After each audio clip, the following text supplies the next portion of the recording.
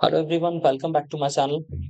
सो last video में हमने discuss किया था कि निफ्टी नेक्स्ट 2 डेज के अंदर हमें लग रहा था कि 26,000 के लेवल तक जाना चाहिए। मैंने ये लास्ट वीडियो में डाला था, अगर आप लास्ट वीडियो चेक करेंगे तो लास्ट वीडियो मैंने अपलोड किया था 7 या 8 तारीख के आसपास डाला था, मैंने सैटरडे या संडे डाला था। तो देखो next 2 day same to same वैसे ही हुआ, क्योंकि मार्केट आज 26,000 से 11 पॉइंट नीचे ही हाई मार के वापस लौटा है। ठीक है, और मुझे लग रहा है कल ये मोस्ट प्रोबेबली लेवल ब्रेक करना चाहिए, कल या फिर आने वाले वीक में शायद ये ब्रेक कर देगा। और इट डिपेंड्स ऑन कि डेटा कैसा बन रहा है, कैसा शॉर्ट कवरिंग हो रही है या फिर कैसे पोजीशन ट्रैप हो रही है। तो अगर आपने मेरा पुराना वीडियो नहीं देखा है तो आप देख सकते हैं, मैं लिंक पे मेंशन कर दूंगा, तो आपको एक आइडिया मिल जाएगा कि हमने उसका एनालिसिस कैसे किया था और क्या हमारा व्यू बन रहा था उस वीडियो के अंदर। ठीक है, अभी हम लोग आते हैं कि अब मार्केट ये लेवल से रिजेक्ट हो गया है, सो अब क्या। फर्स्ट ऑफ ऑल तो ये रिजेक्ट हुआ नहीं है, थोड़ा सा एक सेलिंग आया था लास्ट में क्लोजिंग आवर में, देन मार्केट ने वापस बाउंस किया था और साइडवेज होके वही टाइम पास करा था। मैं इसको 15 मिनट्स पे लेके आता हूँ। देखो अब यहाँ पे मार्केट में 9 तारीख को एक गैप अप हुआ, उसके बाद मार्केट साइडवेज रहा। आज भी एक गैप अप था, थोड़ा सा गैप अप था, बहुत बड़ा नहीं था। ठीक है, उसके बाद मार्केट में नीचे की तरफ प्राइस आया, फिर सेलिंग आया, फिर ऊपर तक गया। ठीक है, यहाँ पे एक थोड़ा एक बुलिश कैंडल था, फिर साइडवेज साइडवेज साइडवेज था, और साइडवेज के बाद लगभग 1:15 के आसपास एक रेड कैंडल बना काफी बड़ा, प्राइस नीचे आया और फिर टाइम पास करके साइडवेज होके यहीं क्लोज हो गया। ठीक है, सो कोई बहुत बड़ा मूवमेंट हमको देखने मिला नहीं है on the day of expiry. हालांकि पोजीशन बहुत ज्यादा राइट हो रखी थी एक्सपायरी के दिन, 5-5 करोड़ कॉल्स, 5-5 करोड़ पुट्स की शेयर्स की राइटिंग हो रखी थी दोनों साइड पे, और अल्टीमेटली 9:35 के आसपास ये लेवल के आसपास पोस्ट मार्केट क्लोज हुआ है ना, सेटल्ड प्राइस ये वाला है। और दोनों साइड पे ही ऑप्शन सारे जीरो हो गए। अब कल क्या लगता है, कल का क्या व्यू है, उसके पहले हम लोग ब्रॉडर पिक्चर देख लेते हैं एक बार। ब्रॉडर पिक्चर सबसे पहले हम लोग देखते हैं ऑप्शन चेन का डेटा नेक्स्ट एक्सपायरी में अभी कल ही शुरू होगी, तो बहुत बड़ी राइटिंग तो देखने मिल नहीं रही है। स्टिल हम लोग देख लेते हैं कि राइटिंग के नंबर्स क्या है। 26,000 पे 58 लाख शेयर का ओपन इंटरेस्ट खड़ा है। 28 लाख शेयर आज ही राइट हुए हैं। यहाँ पे 32 लैक्स है, 23 लैक्स आज राइट हुए हैं। ठीक है, यहाँ 17 लाख हुए हैं ऊपर, नीचे 24 हुए हैं। ठीक है, ऊपर यहाँ 7 लाख हुए हैं और यहाँ पे 23 लाख हुए हैं। तो अभी ऑप्शन इन डेटा में तो बहुत कुछ बड़ी एक्टिविटी दिख रही है। स्टिल एक ये बुलिश साइड पे ही मुझे देखने मिल रहा है कि मार्केट ऊपर की तरफ जाना चाहिए, उसके अकॉर्डिंगली ही मार्केट में डेटा बन रहा है। ठीक है, इसके अलावा हम लोग देखते हैं एफ आई डी आई का कैश डेटा। एफआई ने देखो लास्ट जो 5-6 ट्रेडिंग सेशन है उसमें मेजोरिटी ऑफ टाइम्स बाइंग की है।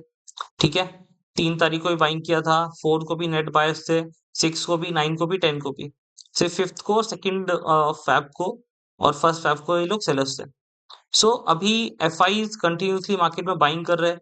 ठीक है, कैश मार्केट में। साथ में हम लोग देखते हैं participant wise open interest data, ये है फ्यूचर्स का डेटा। हम लोग फ्यूचर्स को रेफर करेंगे, मल्टीपल डेटा पॉइंट्स हम वो नहीं देखेंगे। ठीक है, अब इसके अंदर देखो, यहाँ पे मैं इसको साइड कर देता हूँ। देखो फ्यूचर इंडेक्स इंडेक्स लॉन्ग, बेटा मिनट में इसको कट कर दो। फ्यूचर इंडेक्स लॉन्ग का मतलब है कि फ्यूचर्स के अंदर लॉन्ग पोजीशंस कितनी क्रिएट हो रही है, कौन कौन से पार्टिसिपेंट क्रिएट कर रहे हैं। और नीचे है फ्यूचर इंडेक्स शॉर्ट। ठीक है, कि शॉर्ट पोजीशन कौन कौन क्रिएट कर रहा है। तो अब देखो एक क्लाइंट वाला सेक्शन होता है रिटेल्स के लिए, है ना, जितने भी रिटेल पब्लिक है उन सबका डेटा यहाँ पे आता है। तो रिटेल ने आज 10,000 लॉन्ग जो पोजीशन है उनको लिक्विडेट किया। ठीक है, और शॉर्ट पोजीशन में एडिशन किया। एफ आईज को देखते हैं, तो एफ आईज में आप देखो एफ आईज ने शॉर्ट पोजीशन लिक्विडेट की और लॉन्ग ऐड किया। जनरली रिटेल एफ आईज के उल्टा ही चलता है ना, ये दोनों उल्टे ही चलते हैं, कभी इक्वल नहीं चलता है। तो एफ आईज अगर लॉन्ग पोजिशन ऐड कर रहे हैं तो मतलब मार्केट ऊपर की तरफ जाना चाहिए, शॉर्ट्स कवर करे। देखो ये 57 रेट पोजिशन आज इन लोगों ने शॉर्ट साइड पे कवर किए, मतलब मार्केट का ओवरऑल मोमेंटम पॉजिटिव साइड पे ही है अभी भी। ठीक है, निफ्टी फ्यूचर्स में हम लोग देख लेते हैं। फ्यूचर्स में अगर आई थिंक डेटा रहेगा, हाँ, तो देखो निफ्टी में आज के दिन शॉर्ट कवरिंग ही हुई है, प्राइस ऊपर भागा तो जितने भी शॉर्ट्स थे उन लोगों ने अपनी पोजीशन कवर की है। यहाँ पे देखो प्राइस ऊपर गया, ऊपर इंटरेस्ट से कुछ खास क्रिएट हुआ नहीं। बैंक निफ्टी में लॉन्ग अनवाइंडिंग थी, मतलब थोड़ा बहुत प्रॉफिट बुकिंग हमको देखने मिली है बैंक निफ्टी के अंदर। ठीक है, तो फ्यूचर्स का डेटा भी यही बोल रहा है।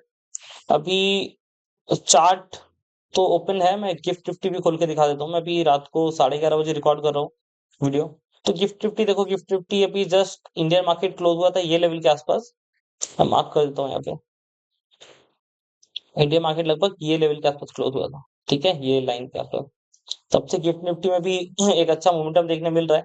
नीचे आया भी इधर टाइम पास कर रहा है, और मुझे लग रहा है कि अगर कल एक बड़ा गैप अप के साथ मार्केट खुल गया 26,000 के ऊपर, तो आप वेट करना कि वो सस्टेन करता है कि नहीं करता है। अगर सस्टेन करता है तो फिर हम लोग लॉन्ग एडिशन की तरफ देखेंगे, और अगर रिजेक्ट हो जाता है तो हम लोग देखेंगे कि क्या फिर आगे डेटा बन रहा है, या फिर ये कितना टिप दे सकता है। अगर देखो आने को रहेगा, तो मैं मुझे क्या लग रहा है कि अगर ये पूरा रेंज बना के प्राइस यहाँ पे गैप अप करके ऊपर जा रहा है, और अगर ये लेवल तक जाता भी है और एक बार रिजेक्ट होके ये लेवल तक आता है, ये लेवल तक या फिर ये लेवल तक वापस आता है ना, 700 तक आता है या फिर 800 के आसपास यहाँ कहीं मुझे डिप पे मिलेगा, तो फिर मैं बाइंग करूंगा, वो ज्यादा अच्छी रहेगी। एज कम्पेयर टू अगर आप हाई पे खरीद लेंगे, यहाँ पे इन लेवल्स पे खरीदेंगे, तो फिर थोड़ा रिस्क रिवॉर्ड ठीक ठीक नहीं होगा, फिर आपको बहुत छोटा स्टॉप लॉस रखना पड़ेगा, तो वो ट्रिगर हो जाएगा, तो दिक्कत होगी। तो अगर एक बार मोमेंटम बन के प्राइस ऊपर जा रहा है, रिजेक्ट जैसे भी होके आपको जैसे ही डिप मिलता है, आप बाय करके पोजीशन इनिशिएट कर सकते हो। और अभी market overall buy on dips के मार्केट पे ही है ना, बाय ऑन डिप्स। ये मार्केट में इंट्राडे में या फिर जैसे भी आपको एक बड़ा डिप देखने मिलता है कि बड़ा एक रेड कैंडल बन रहा है, प्राइस गिर रहा है एकदम, कोई भी नियरेस्ट सपोर्ट लेवल के आसपास है, आप बाय करके चल सकते हैं। और साथ में प्रॉपर स्टॉप लॉस लगाना, प्रॉपर पोजीशन साइजिंग लेके चलना, अंधाधुंध कुछ भी मत करना। ठीक है, तो बाय ऑन डिप्स का स्ट्रक्चर है। शॉर्ट करने मत देखना कि इंटरडे में छोटा सा मूव कैप्चर कर लेता हूँ नीचे साइड के लिए, या फिर छोटे छोटे मूव कैप्चर कर लेता हूँ, उस चक्कर में बड़े नुकसान हो जाएंगे आपको। और शॉर्ट्स में अप्रिसिएशन भी आई थिंक इतना होगा नहीं, क्योंकि आईवी भी कॉल साइड पे थोड़ी ज्यादा स्पाइक कर मतलब स्क्यू हो रही है। सो वो वैसे रहेगा, तो कॉल साइड पे ही देखना करने के लिए। और अगर आपको ब्रेकआउट ट्रेड करना है, तो यहाँ पे मल्टीपल स्ट्रैटेजीज हम लोग डिप्लॉय कर सकते हैं। आप स्प्रेड बना सकते हो, यहाँ का ये 25-800 का पुट बेच सकते हो। ठीक है, 900 का पुट बेच सकते हो। अगर एकदम ब्रेकआउट करना है, तो यहाँ पे एक बुलिश बटरफ्लाई भी बना सकते हो, जिसका रिस्क रिवॉर्ड बहुत अच्छा होता है। ठीक है, 26,000 के लेवल पे। सो मल्टीपल स्ट्रैटेजीज है आपको जो लगे आप डिप्लॉय कर सकते हो, बट मार्केट का overall structure bye on dips का है। और लास्ट टाइम हमने बात किया था कि प्राइस नेक्स्ट 2 डेज में 26,000 जाना चाहिए, तो वो हमारा टारगेट आज आ चुका है। ठीक है, on the day of expiry market 26,000 तक गया। ठीक है, तो अब लास्ट वीडियो को प्लीज एक बार रेफर करना कि हमने कैसे डेटा रीड किया था सारे स्टॉक्स का, तो आपको काफी अंदाजा मिलेगा। साथ में लास्ट वीडियो में हमने बात की थी कि मंडे को आईटीसी और आईसीआईसी बैंक, इन दोनों के अंदर सेलिंग देखने को मिलनी चाहिए। तो आप देखो कि मंडे को आईसीआईसी बैंक किधर गया, मंडे 9 तारीख किधर गई, हाँ ठीक है। मंडे को तो 9 तारीख को आईसीआईसी बैंक में भी सेलिंग था, और आईटीसी का भी दिखाता हूँ मैं, शायद आईटीसी में भी एक ठीक ठाक सेलिंग थी। तो अगर आप वो डेटा के बिहाफ पे अगर ट्रेड करते तो आपको एक अच्छा खासा मूवमेंट मिल जाता। आईटीसी में भी देखो 9 तारीख को एक सेलिंग था। ठीक है, इसके अलावा एसबीआई का रिजल्ट बहुत स्ट्रांग आया है। एसबीआई ने 7-8% की छलांग मारी है। मैं दिखाता हूँ एसबीआई एनएससी किधर गया। ठीक है, ये देखो यहाँ पे एक अच्छा मूवमेंट आपको देखने मिलेगा एसबीआई के अंदर। सिंगल डे ये प्राइस लगभग लगभग ना इसका 7-7.5% का मूवमेंट किया है इसने, और यहाँ पे नए ऑल टाइम हाइज की तरफ गया है। जितने भी रेजिस्टेंस मैंने बताया था 1080 के आसपास स्ट्रॉन्ग रेजिस्टेंस खड़ा था, तो ये सारी पोजीशंस ट्रैप हुई और सब लोग छोड़ के भागे। एक बार मैं इसको कैंसिल किया, एक्चुअली मैं इसका प्रो वर्जन यूज नहीं कर रहा हूँ कॉन्सेप्ट का। मैं एक बार एसबीआई डालता हूँ यहाँ पे।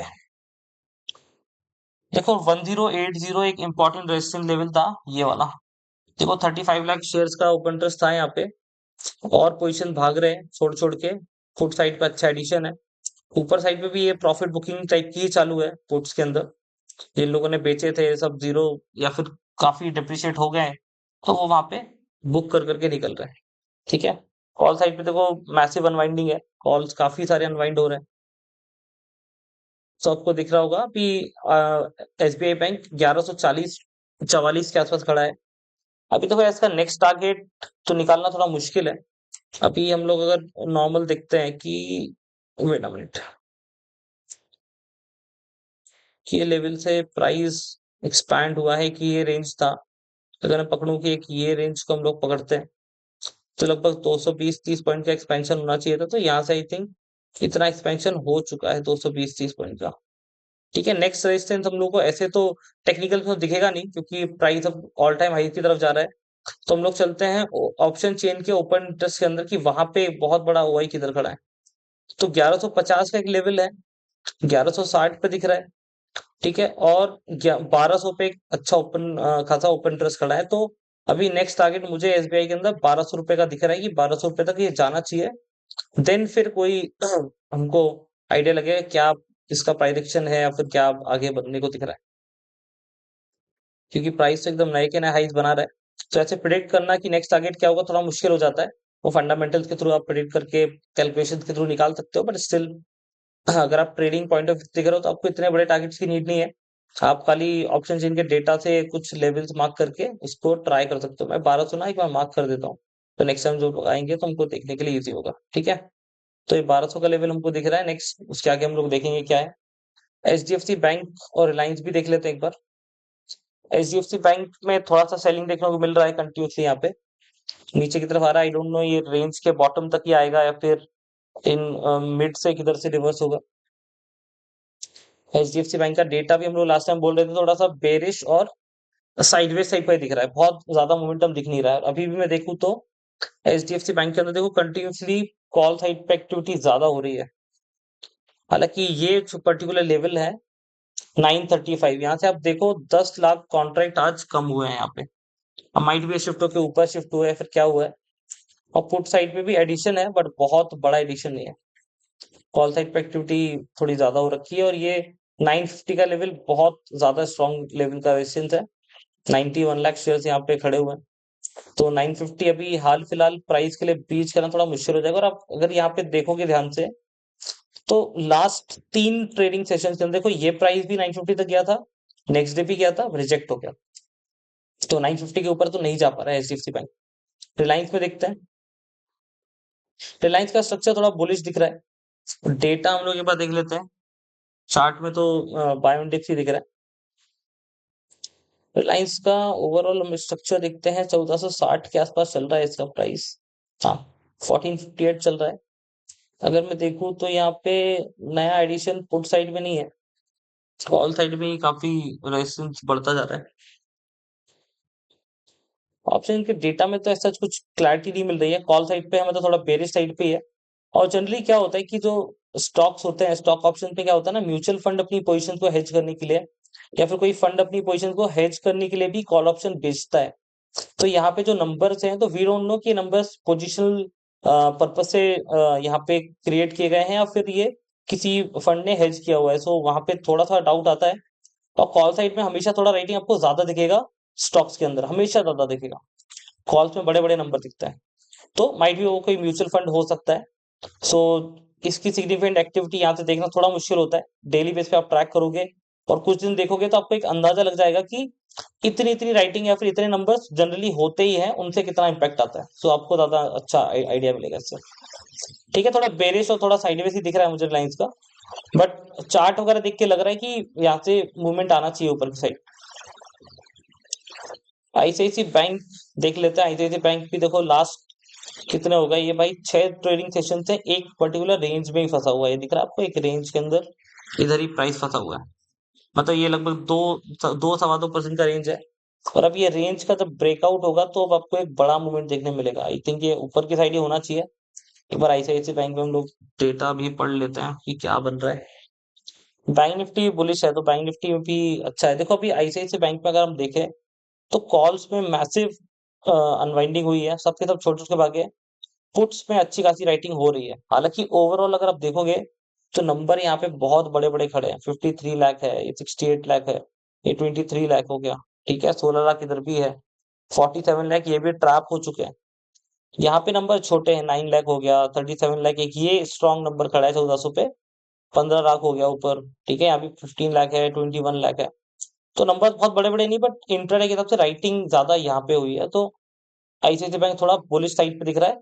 और बैंकिंग भी थोड़ी बुलिश ही दिख रही है। बैंक निफ्टी पे अगर आप देखोगे तो बैंक निफ्टी भी बुलिश साइड पे ही खड़ी हुई है। लग रहा है यहाँ पे एक मूवमेंट आना चाहिए, बैंक निफ्टी ऊपर की तरफ जानी चाहिए। ये एटलीस्ट 61,000 तो जानी चाहिए।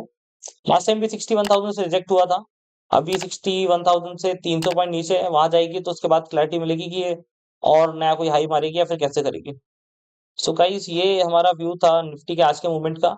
लास्ट डे का हमारा टारगेट आ चुका है। अब कल हमको देख के एक्चुअली आइडिया मिलेगा कि प्राइस कैसे मूवमेंट करता है। गिफ्ट निफ्टी ऑलरेडी ऊपर है। सो अभी मैं जो टाइम देख रहा हूँ रात को 11:40 11:50 के आसपास, अभी के हिसाब से कल मार्केट में एक 60-70 पॉइंट का गैप अप होना चाहिए। मोस्ट प्रोबेबली 100 पॉइंट का गैप अप भी हो सकता है। बट अगर मॉर्निंग में या फिर रात को कोई सेलिंग आती है तो फिर ये गैप अप या गैप डाउन जो भी है वो कंडीशन चेंज हो सकती है। डिपेंड्स कि कल मार्केट कैसे ओपन होता है मॉर्निंग में। ठीक है। सो कुछ डाउट रहता है वीडियो के रिगार्डिंग तो प्लीज आप कमेंट में डालिए, मैं आंसर करने का ट्राई